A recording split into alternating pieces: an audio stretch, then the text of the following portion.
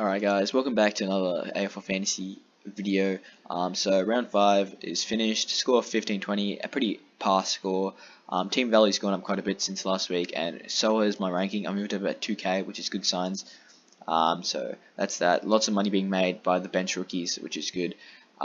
Before I get into my team, the trades I made prior to the round was Brander to Young, Greenwood to Simpkin, and Pickett to Sarong, which I'm pretty happy with the trades overall. The Hugh Greenwood trade was a bit stiff. Who would have thought Hugh Greenwood would have just dashed out 100 on the weekend? He had his form was really poor. His last 3 games were really poor coming into the weekend, so I felt that Jai Simpkin was a better option. I paid about 50k, and lost a couple points there, but I think Simpkin will be better in the long run, so not too disappointed on that trade. Going into my team, Basher Hooley 59. Look, he's going to have to go for me this week. Chances are he won't be going to Queensland to play in the hub, so he's a trade target for many coaches, and I'm one of those coaches.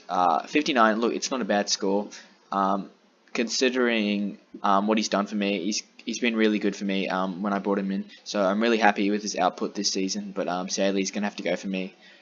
Sam Doherty was really good, 80. Massive last quarter to get to the score, so really happy with Doherty's outcome. I got tagged as well, so keep in mind he would have gone much larger if not for the Geary tag. Weller was fine, 70, but he was on 50 at halftime, so I wanted a bit more.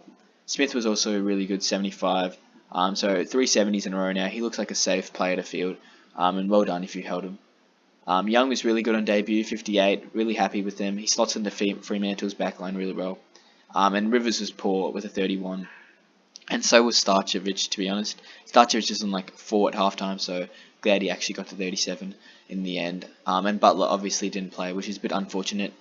Going into the midfield, Lockie Neal was fine with a 104. Only player to not go under 100 this season. Him and Treloar, I think. Treloar played his first game on the weekend and he looked really good. But really happy with Lockie Neal's outcome. Provides a really good VC option this week. So many coaches will be going Lockie Neal as the VC.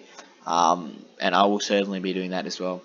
Cornelio, glad I held him, really glad I held him. It was either him or Greenwood that I was going to trade. I held Cornelio, which in the end turned out alright. He scored a 90, so really happy with that score. He racked up a lot of the footy, and he didn't play forward at all, played full-time midfield, which is good. Whitfield is also really good, 101, took heaps of marks, I think 10 uncontested marks, which is good. So really happy with Whitfield's performance. No tackles in that, so considering if he did tackle a bit more, he would have scored much higher. Same goes with Josh Kelly though. Josh Kelly and Whitfield are both amazing in the GWS game. Mitchell was alright, but 50 at halftime, had a 0-point third quarter, and then got to 69 full time. 4 free kicks against, which is not ideal, but I'll take a 69. Rao, he's a superstar, Rao. Really unfortunate that he got injured for 0. This is really stiff, so he's going to be a trade this week. We're going to have to trade him out. We'll see what the news says on him and how long he'll be out for, but shoulder, so probably about 3 to 4 weeks, I would guess. Brayshaw was really good. I'm glad I held him.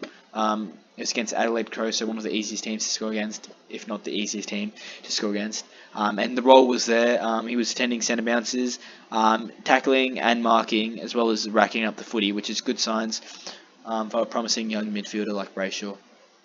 Anderson and Sarong, they were both pretty good on debut. Anderson benefited with Rowell out of the team, I felt. Got more off the footy and his time on ground is better. And Sarong was good considering he played 60% time on ground, so I'll take it. And then McInerney and Brown. Brown's job security is...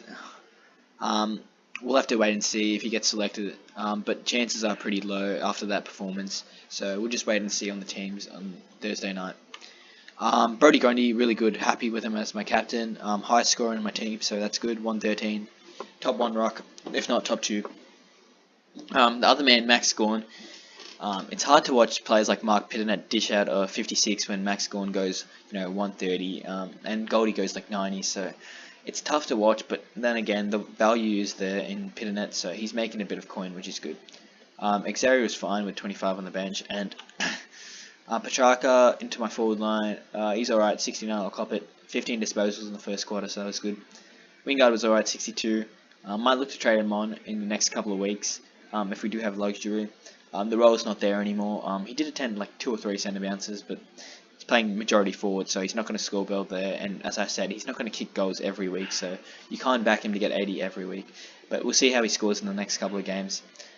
Simpkin was alright on debut, 60. I really wanted much more from Jai Simpkin. I'm really disappointed with that, but we'll cop it. 60 is not a bad score. Bailey Smith really unlucky to get injured, failed the concussion test, so copped a 1 there, but let's hope everything's alright and he's fit to play this week. Curtis Taylor was our only good rookie this week. 74, really happy with that score. And Buderick was terrible with a 21, so might look to bench Buderick this week, but we'll see on that later on. King and Sturt were fine as well, and Kafara didn't play. So that was my team and how I went. 14k, so I want to push for the top 10k this week. Trades, obviously with Hula being out, we're going to bring in Jordan Ridley, 4% ownership. I like what he's been doing in recent weeks. He's been really solid, dashing at 70s. So I think he's a really good unique pick. And then Jared Berry, he's a really good pod as well. I think he's under 1% ownership. He's priced at 641k with Dane Zorko out of the side. He's attending lots of centre bounces and he's scoring really well. So him and Jordan Ridley, hopefully 2 pods that will help me push up with the rankings. So I'm looking forward to the game on Thursday night. It's going to be a big game for me.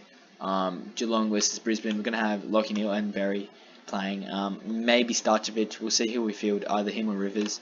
And then it's either going to be Sturt, Buderick, either one. I think I'll have more confidence in Buderick over Sturt, but we'll see. We'll just have to wait and see on the teams and how that affects my team.